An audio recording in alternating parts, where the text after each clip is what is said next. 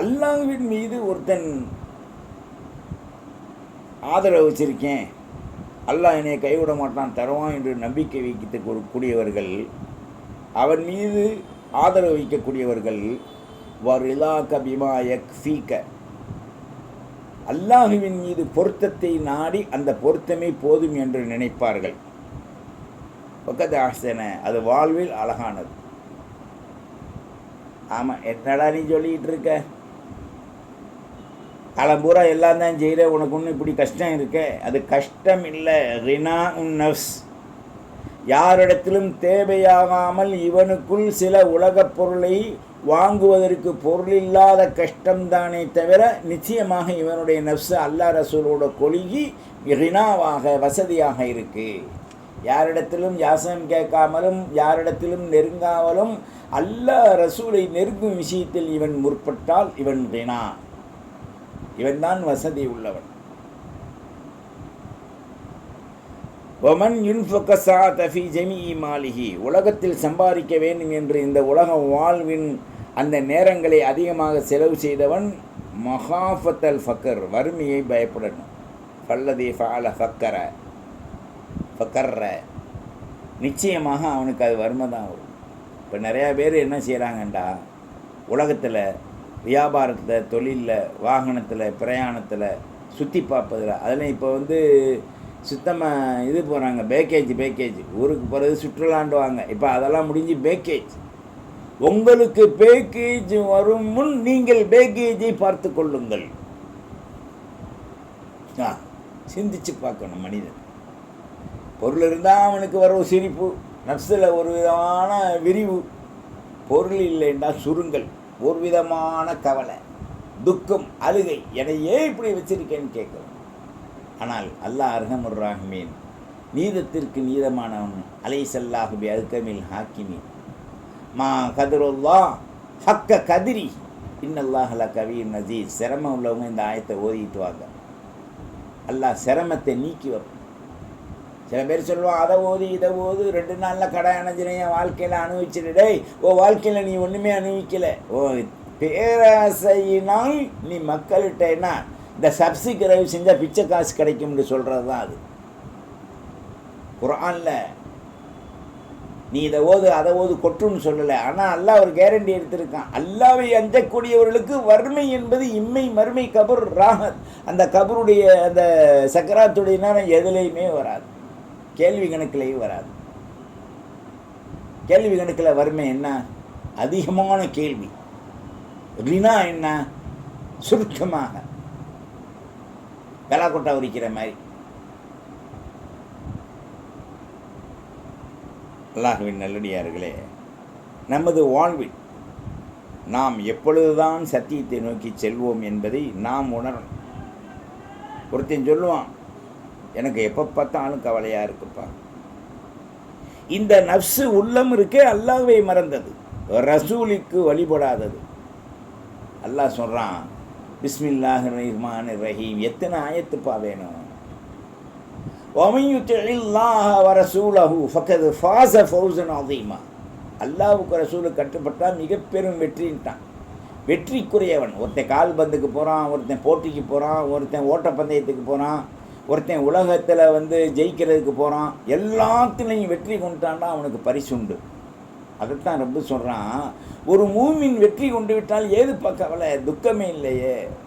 ஃபகத் ஃபாஸ ஃபௌஸன், வெற்றிகளிலே மிக முதன்மையான வெற்றி, தூய்மையான வெற்றி, துவக்க முடியாத வெற்றி.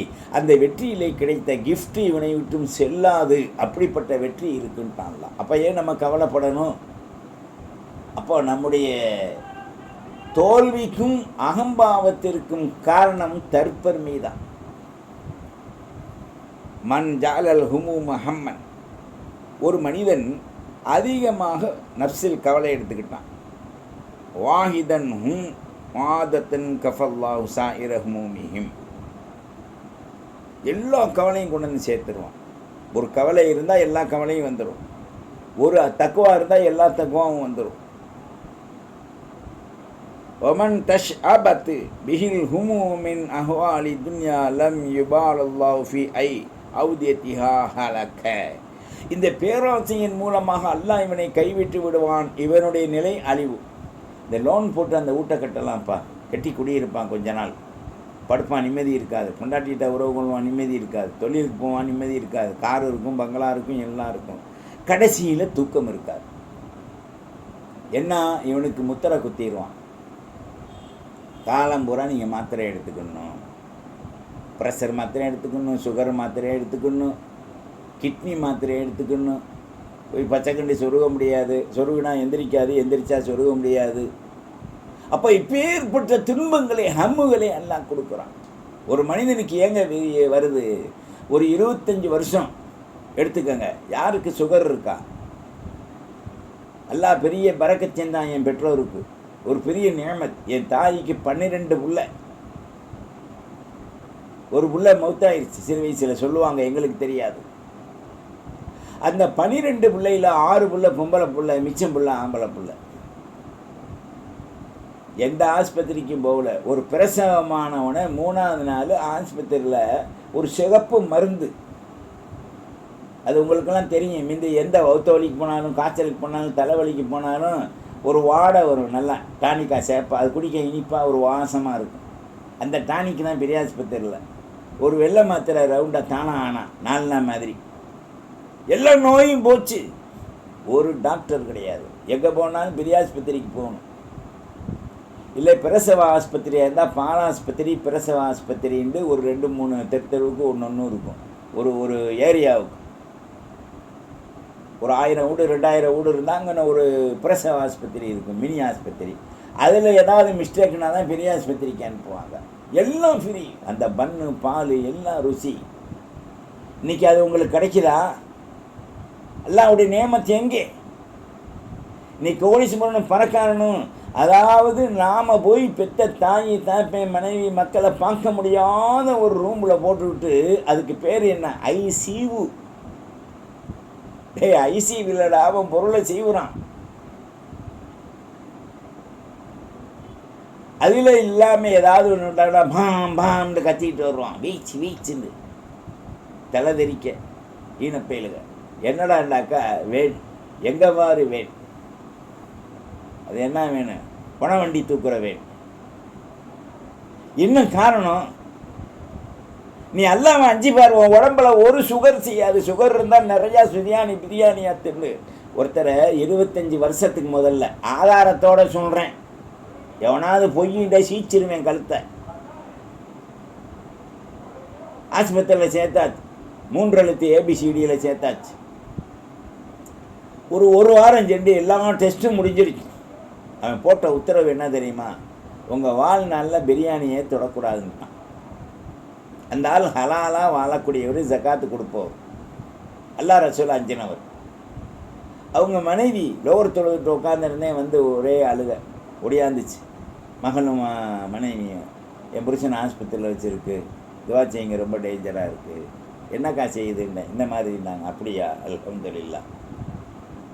அப்போ சொல்லிச்சு, என்ன நான் இவ்வளோ சீரியஸாக சொல்கிறேன்? அல்ஹம்துலில்லாஹ். ஆமாம், என்னுடைய ரப்பை பொழுதுக்கிறேன் முதல், அப்போ ரப்பு கல்பில் போடுவான், உங்களுக்கு சொல்கிறேன் அப்படின்னு. இப்போ ஓதிட்டு இப்போ அதுக்கு ஒரு சில இதுகள் இருக்குது, அவுராதுகள் ஓதிட்டு அவங்கள்ட்ட கேட்டேன், எந்த நிலையில் இருக்குன்ட்டு. கடைசி கட்டமாக இருக்குது, இனிமேல் ஒன்றும் செய்ய முடியாது, ஒன்றும் தரக்கூடாதுன்ட்டு அவன் ஒரு டைட்டில் போட்டு கொடுத்துருக்கான். இதுதான் கொடுக்கணும், அதுதான் கொடுக்கணும், இப்போ தான் கொடுக்கணும், தண்ணி இம்பிட்டு தான் கொடுக்கணுன்றான். 10 மில்லியனா 10 மில்லியன் தான். நான் சொன்னேன், எல்லாம் எரிஞ்சு கிழித்து அவனுடைய மருந்து மாத்திரையை தலையை சுற்றி நம்ம உட்காந்து குண்டி கழுவோம்ல, அந்த சைடு தூக்கி போடுங்கன்னேன். என்ன இப்படி சீரியஸாக சொல்கிறேன் அப்படின்ட்டுச்சு. சீரியஸ்லேருந்து உங்கள் புருஷன் மீண்டுருவாருங்க அப்படின்ட்டேன். சொல்லிட்டு சொன்னேன், வாரத்துக்கு 2 முறை பிரியாணி கொடுங்க, நல்லா கறி போட்டு வீட்டில் ஆக்கி கொடுங்க. எவனாவது சோறு போட்டாண்டா அங்கே போகாதீங்க, அதுக்கு நான் கேரண்டி இல்லை.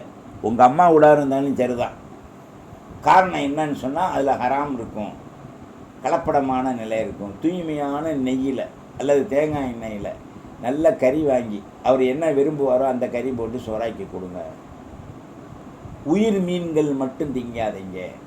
இன்றைக்கி உயிர் மீன் தான் நிறையா முஸ்லீம் திங்கிறாங்க. அதை பற்றி உள்ளான ஆய்வு என்ன?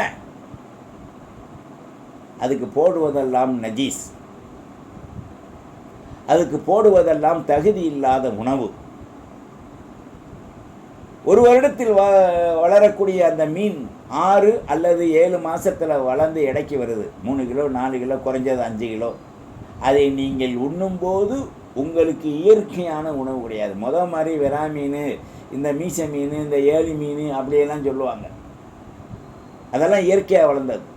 ஆனால் இப்போ செயற்கையின் மூலமாக நச்சூட்டப்பட்டு வளர்க்கப்படுகின்றது. இந்த மீனுக்கு மீன் தீனி போடுவோம், அதனுடைய ஃபுட்டோட நிலை என்னன்னு பாருங்கள். அழகழகாக கலர் மீனுக்கு. அது மாதிரி நீங்கள் அங்கே போய் பாருங்க. அதுக்கு காரணங்கள், சில நிலைகள், மாற்றங்கள் இருக்குது. அதை நீங்கள் விளங்கிக்கிட்டால் சரி. உயிர் சம்பந்தமான மீன்கள் தற்சமயம் திங்காதீங்க. இப்போ அல்லாவுடைய படைப்பு தான். ஆமாம், அப்போ நீ வட்டி வாங்கிறது அல்லாவுடைய படைப்பு, அதை திங்காத ஹராம்னு இருக்கானே. கேட்டால் கேளு, கேட்காட்டி போய் எப்படியோ தொலைங்க. அதை பற்றி ஒன்றும் இல்லை, கேட்டாகணும். பயான். அப்போ தகுதி இல்லாத உணவுகள் நிறைய பேர் வாங்கி பிரிட்ஜில் வச்சு வச்சு வச்சு வச்சு பிரிட்ஜில் வச்சு ஒரு நாளைக்கு மேலே, ஒரு நாள் கூட ரொம்ப அத்தியாவசியம், விளங்குதா, வச்சு திண்டிங்கன்னா உங்களுக்கு எல்லா நோயும் வரும். பிரிட்ஜில் வச்சு திங்கிறத அது மாதிரி இஸ்ரவேலர்கள் செஞ்சாங்க. என்ன செஞ்சாங்க? மண்ணு செல்வா ஈசா அலைஹிஸ்ஸலாம், மூசா அலைஹிஸ்ஸலாம் அவங்க காலத்தில் இறங்குச்சு. வானத்திறந்தே ரிஸ்க்கு நேரத்துக்கு சுட சுட சுட சுட ஆன்லைனில், அல்லாவுடைய ஆன்லைனில் பதிவு செய்கிறது. பதிவு செய்யாமே வரும். இவன் திண்டுட்டு போகாமல் நாதானிக்கு பிறந்த பயிலுக சேமிக்க போனான். உணவும் கட்டிச்சான், அவனும் கட்டான். அதில் அதிகமாக ஆன்லைனில் ஆர்டர் கொடுக்காதீங்க. ஆன்லைனில் அவன் உணவு கொண்டு வரக்கூடிய நிலை முதுகில் மாட்டி குண்டிக்கு பின்னால் கொண்டு வர்றான். அதில் நீங்கள் கொடுத்த ஆர்டர் பையில் தொங்குது, குண்டிக்கிட்ட டர்ருன்னு விட்டான்டா, அதில் தான் அந்த வாடை வரும். ரெண்டாவதாக, பெண்கள் வீட்டில் இருக்கும்போது ஆன்லைனில் உணவு கொண்டு வந்து கொடுக்கக்கூடிய ஆண்கள் உங்கள் அழகை பார்ப்பாங்க. ஒரு பங்கரையாக இருந்தாலும் அவளுக்கும் இஸ்லாத்தில் ஒரு அழகு ஒன்று இருக்குது, தீனுடைய அழகு. அது சில இடங்களில் நிறையா மாற்றிக்கிறதுன்னு சொல்கிறாங்க. நல்லா பாதுகாக்கணும் நம்ம சமூகத்தை. அந்த ஆன்லைன் உணவை நீங்கள் தவிர்த்துக்கங்க. அப்படித்தான் கொடுப்போம். நீ யாரையா பேச அப்படின்னு சொன்னால், ஒரு வாத்தியார் புத்திக்கு அடிச்சிட்டார். அவன் கோவிச்சுட்டு போயிட்டான். அந்த பக்கம் அந்த வாத்தியார் போகும்போது வயல் வரப்பில் கொள்ளைக்கு இருந்துக்கிட்டு இருக்கான். பன்னு கையில் வச்சுருக்கான். பிச்சு பிச்சு திண்டுக்கிட்டே இருக்கான். இந்த வாத்தியார் சொன்னார், தம்பி கொள்ளைக்கு இருந்துட்டு தின்னு, இல்லை தின்னுட்டு கொள்ளைக்கு இருப்பான்னு. அப்போ அவன் சொன்னான், ஏன் பண்ணி ஏன்பி நான் தொட்டு திம்மேன்னு சொல்லி பிச்சு தொட்டு தின்னானா. அந்த கதையை ஆயிடக்கூடாது. அப்படி ஒரு கதை சொல்லுவாங்க அந்த காலத்தில் டீச்சருக்கு, வீஞ்சிக்கிட்டு இருக்கவங்களுக்காக சொல்கிறது. இப்போ எதுக்கு எடுத்தாலும் வீயல் தானே. ஒரு ஃபோனை வச்சுக்கிறான், பொழுதுக்கும் பச்சக்கு பச்சக்கு பச்சக்கு பச்சக்குன்னு தட்டுறான். கல்யாணம் முடித்தவனும் அப்படி இருக்கான், முடிக்காதவனும் அப்படி இருக்கான், முடித்தவனும் அப்படி இருக்கான், முடிக்காதவனும் அப்படி இருக்கான்.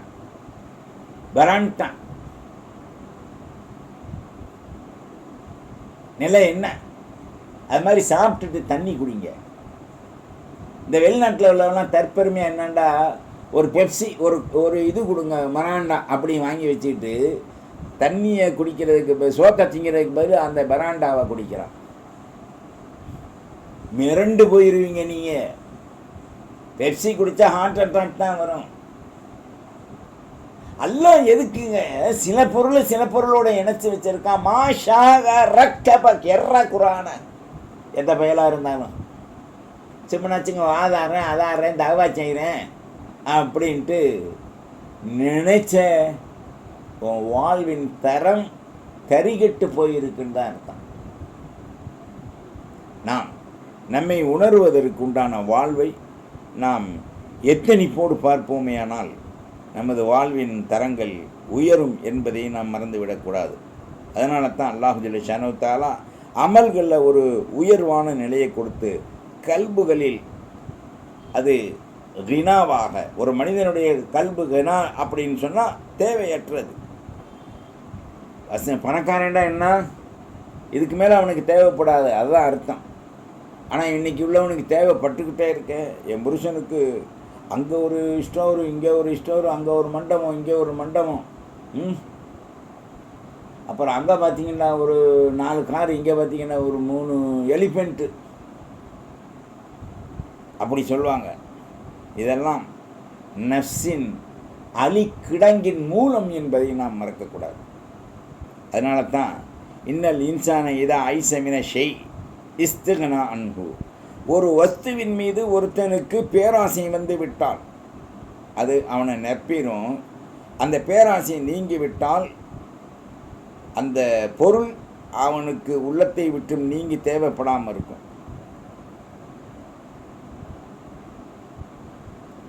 கொஞ்சமாக ஆதரவு வைங்க, அல்லாஹ்வுடைய ஆதரவை பெருக்குங்க, அமல்களை அதிகப்படுத்துங்க.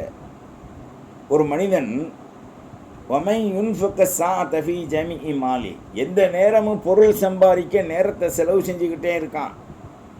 அவன் முகாஃபத்தன் ஃபக்ர், வறுமையை பயந்து கொள்ளட்டும். ஃபல்லதி ஃபஅலல் ஃபக்கர கர்ற, அவனுக்கு கராரோடு தான் தரப்படும். நிறைய நல்லா சொத்து சம்பாதிச்சிருப்பாங்க. 4 ஹஜ்ஜு போயிட்டாரு, 3 ஹஜ்ஜு போயிட்டாரு, 4 ஹாஜியா 3 ஹாஜிமா, அவங்க மக 6 ஹாஜிமா, அப்படியெல்லாம் பேசுவாங்க. ஆனால் கடைசியில் என்ன தெரியுமா, அவங்க பெத்த பிள்ளைக்கு அடுத்த பேரன் 3 பேரை முடிஞ்சு 2வது பேரன் வரும்போது அவங்களுக்கு அந்த சொத்தெல்லாம் விற்க ஆரம்பிச்சிருவாங்க. நிறைய குடும்பத்தை பாருங்கள், இந்த பாலக்கரையில் ஒரு ரவுண்ட் அப்படி வந்து பாருங்கள். மார்க்கெட்டில் அப்படி ஒரு ரவுண்டு வந்து பாருங்கள். முஸ்லீம் செஞ்ச வியாபாரத்துக்கு இன்றைக்கி வியாபாரம் எப்படி இருக்குது. மீன் மார்க்கெட்டில் அப்படி ஒரு ரவுண்டு வந்து பாருங்கள். ஜவுளியில் அப்படி ஒரு ரவுண்டு வந்து பாருங்கள். நகையில் ஒரு ரவுண்டு வந்து பாருங்கள். எல்லா ஊரிலும் முஸ்லிம்கள் இஸ்லாமியர்கள் செய்த வியாபாரங்கள் எல்லாம் தலைகீழாக மாற்றப்பட்டு இன்னைக்கு வங்காஃபிர்களுக்கு மத்தியில் போயிருக்கு. ஆனால் மக்கள் குமிவதெல்லாம் அவரிடத்திலே தான். ஏன்? உரிய ஜகாத் சதகா தர்மம் செய்யப்படவில்லை. அல்லாஹ்வுடைய லானத்து முனிவும் அவர்களுடைய குடும்பங்களுக்கு இறங்கிவிட்டது. அப்படியே அழிந்து வாங்கியிருக்கும் சொத்துக்கள் கூட வீடு குடியிருக்க வாடகை இல்லாமல், அதாவது வாடகை வாங்கி சாப்பிட்டுட்டு இருக்கக்கூடிய வீடுகளை கூட விற்றுவிட்டு அவர்கள் குடியிருக்கும் வீட்டை விட்டு கடைசியில் கஷ்டப்படுறார். இதெல்லாம் முனிவின் நோக்கங்களும் காரணங்களும் தான். அதனால் அல் ஹெர்சு ஃபீமா முனிய என்ற வாழ்வை நாம் கடைபிடிப்பதுடன் சத்தியத்தின் கீழ் நித்தமும் நீதியாய் நாம் வாழ சிறந்த ஒரு நிலையை நாம் கொண்டு வரும். மண் காணத்தில் ஆகிரா ஹம்முஹு, ஒரு மனிதனுடைய உள்ளத்தில் ஆகிரத்தை பற்றி அதிகமான கவலை வந்துவிட்டால் ஜஅல் அல்லாஹு கினாஹு ஃபீ கல்பி, அவனுடைய உள்ளத்தில் அல்லாஹ் செல்வத்தை ரினா பணக்காரன் என்ற எண்ணத்தை அல்லாஹ் கொடுத்துருவான். ஜமாலஹு ஷம்லா, அவனுக்கு ரஹ்மத்தும் பரக்கத்தும் அஃபும் ஆஃபியத்தும் நிறைஞ்சிருக்கும். அத்தத்தி துன்யா வகிய ராகிமத்தன், ஒரு மனிதனுடைய கல்பு இந்த துன்யாவின் மீது ஆதரவு வைத்து பொருளை அதிகமாக சேர்த்தால் ஒமன் காணத்தி துன்யா ஹம்முஹு, இந்த உலகம் அவனுக்கு கவலையாக இருக்கும். என் மகனை டாக்டருக்கு படிக்க வச்சேன், அது படிக்க வச்சேன், இன்ஜினியர் ஆக்கினேன், இதை செஞ்சேன், ஊதாரியாக ஆக்கிட்டான். ஒரு சிறந்த டாக்டர் திருச்சியில், ஒரே பையன், வெளிநாட்டில் படிக்க வச்சு சிறந்த, அதாவது எலும்பு நொறுங்கினாலும் ஒன்று சேர்க்கக்கூடிய நிலைகளில் அந்த அளவுக்கு மருத்துவத்தில் பேர் பெற்றவர். வெளிநாட்டில் போய் படிச்சுட்டு வந்தார். ஆனால் அங்கே படிச்சுட்டு வர போகும்போதே வெளிநாட்டில் ஒரு யூத பெண்ணையும் கொண்டுகிட்டு வந்துட்டார். அவளுக்கு எப்படின்னா ஆம்பளைகளுக்கு மாதிரி தாடி மீசையெல்லாம் இருக்கு. நேராக போய் பார்த்தேன் கொடைக்கானலில். இதெல்லாம் சும்மா இல்லை, ஆதாரத்தோடு பேசுகிறேன். ஆனால் ஆதாரம் உங்களுக்கு தரணுன்ற அவசியம் இல்லை. பேசுகிறதே ஆதாரம்தான். மனிதனை விட ஆதாரம் சிறந்ததல்ல. ஒரு கிதாபை தூக்கிட்டு காமிக்கிறேன், நான் எழுதின கிதாப் இல்லை, எவரோ எழுதின கிதாப். அல்லது ஹதீஸை காமிச்சா நான் ஹதீஸ் எழுதலை, யாரோ எழுதிய ஹதீஸ். இதுக்கு பேசுகிற மனிதன் தான் முக்கியத்துவம் தவிர ஆதாரம் தேவையில்லை. அரடவுசர்க புரிஞ்சுக்கங்க, அரப்பாவுடைய புரிஞ்சுக்கங்க. அத்தத்தி துன்யா வகிய ராஜிமத்தன், ஒரு மனிதன் இந்த துன்யாவின் மீது அதிகமான ஆதரவு வைத்தால் ஒமன் காணத்தி துன்யா ஹம்முஹு ஜஅலல்லாஹு ஃபக்ரஹு பைன ஐனை. கண்ணுக்கு முன்னால் அவனுக்கு வறுமையும் மிழுமையும் தரித்திரியமும் நோயும் தான் வரும்ட்டாங்களா. அவனுக்கு சொந்த பத்தங்கள் எதிரியாகிடுவாங்க. கடைசி காலத்தில் அவன் போகிறப்பா கஞ்சப்பைய ஒரு டீ வாங்கி கொடுக்க மாட்டான். அவன் செத்தா என்ன இருந்தால் என்னன்னு தீதார் கூட பார்க்க மாட்டாங்க. பலம் யக்திஹி மின துன்யா இல்லாமா குத்திரலஹு. அல்லாஹ் எதை தக்தீராக கொடுத்தாலும் அதை தவிர துனியாவில் இவன் எட்டி எட்டி பாஞ்சாலும் 8 குண்டிகரணம் போட்டாலும் அதை தவிர அவனுக்கு கிடைக்காது. இதை நாம் புரிந்து வாழ்வது மிக அவசியம் என்பதை நாம் உணர வேண்டும். அந்த உணர்விலே தான் அல்லாஹு ஜல்ல ஷானஹு தஆலா ஹதீஸ குதிசியில் இங்கே நமக்கு சுட்டி காமிக்கிறான். யா இப்னு ஆதம் தஃபர்ரகல் இபாதாத்தி. அமல்களை பரிபூர்ணமாக நீ செய். அமலக்க சதுரக்க ஹினாவா அசத்து ஃபக்கரக்க. உன்னுடைய வறுமையை போக்கி தரித்திரிய மிடுமைகளை நீக்கி நோய் நொடிகளை நீக்கி உன்னுடைய நெஞ்சத்தை நிரப்பமாக ராகத்தாக ஆக்கி வைப்பேன். ஹினா உன் நஃப்ஸ் வைல்லா தஃஅல். அப்படி நீ அமல்களிலே முன்னோடியாக வரவில்லையானால் மலத்து எதைக்க ஷகுலா. இந்த உலகத்தில் இந்த கரத்தை நான் ஈடுபாட்டுக்கு கொண்டு வந்து உனக்கு அதிகமான சிரமத்தை கொடுப்பேன். உனக்கு யாரும் தடுக்க முடியாது, யாரும் உதவ முடியாது. உன்னுடைய வறுமை உன்னை விரட்டிவிடும். அல்லாஹ் ஹதீஸ் குதிசின்னு நம்மள்கிட்ட பேசுகிறான். அல்லாஹ்வின் நல்லடியார்களே, சத்தியத்தின் கீழ் நித்தமும் நீதியாய் நாம்